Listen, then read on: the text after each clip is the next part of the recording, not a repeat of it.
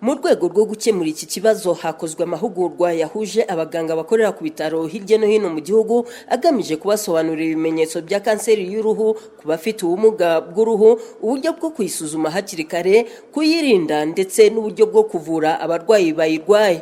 Bamwe mu bahuguwe bavuga ko aya mahugurwa yabongeye ubumenyi ku ndwara ya kanseri y'uruhu, cyane cyane ku buryo bwo kumenya ibimenyetso byayo hakiri kare no gufasha abarwayi kubona ubuvuzi bwihuse. Dr Joseph Ayimana ni umuganga ku bitaro bya Ruhengeri, agaragaza ko aya mahugurwa ari amahirwe akomeye kuko mbere bajyaga bahura n'abafite ubumuga bw'uruhu bafite ibibazo bitandukanye bya kanseri y'uruhu ariko ntibashobore kubavura. Cyane cyane ku bakiriya bacu bafite ubumuga bw'uruhu twakiraga, wasangaga nibyo turabona afite bimwe mu bimenyetso ku ruhu, bafite ibisebe bidakira, bafite ibisebe bibarya, cyangwa se araza akakubwira ko hari agace ke yumva kabyimbye cyangwa afite ikimenyetso ku ruhu kidasanzwe, ariko mu by'ukuri ukabibona nk'ibisanzwe cyangwa se wajya no ukabikurikirana nk'ibisanzwe nk'uko wavura uwo ari we wese.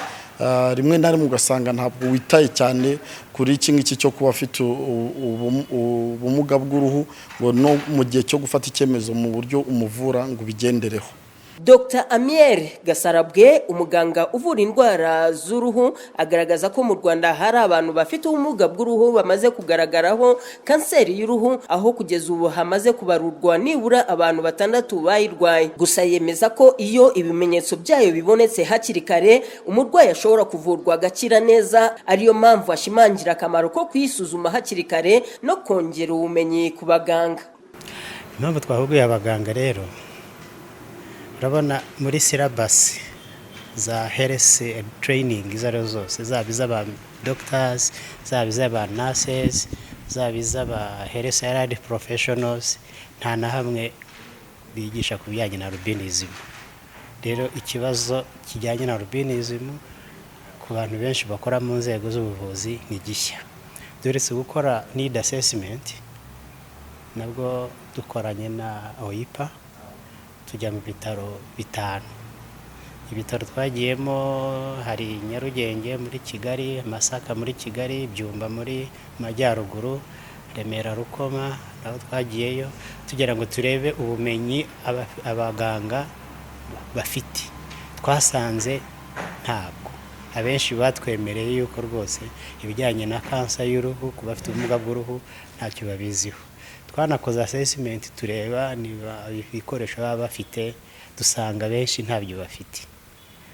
Nyuma bamwe mu bo twaganiriye bayifuje ko bahabwa ubumenyi, ariyo mpamvu twateguye amahugurwa kugira ngo tubahe ubumenyi bw'ibanze, bityo nabo bagende babusangiza abandi amakuru ajyanye na albinism ashobora kugera ku bakozi bo kwa muganga bose. Nibwo buryo bwa mbere bwo kurinda kansa y'uruhu, kongera ubumenyi abakozi bo kwa muganga.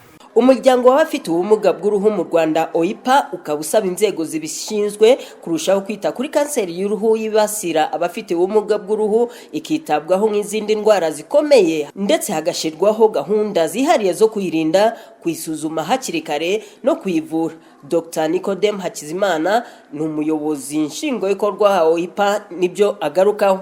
Icyo dusaba cyane cyane abaganga bakora mu bitaro by'uturere no gutangira kumenya kanseri y'uruhu icyari cyo, kugira ngo nibabona n'umuntu uje kwivuza babe bamufasha, ariko aho babona bidashoboka babashe kumurefera hakiri kare amazi atararenga inkombe. Hanyuma hari icyo dusaba Minisiteri y'Ubuzima.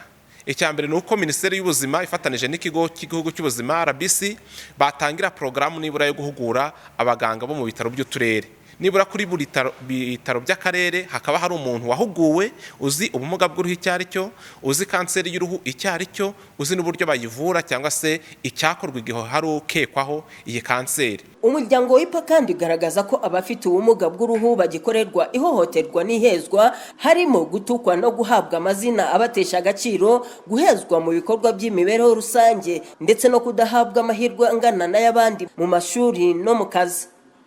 Gacinya Regina, i Kigali.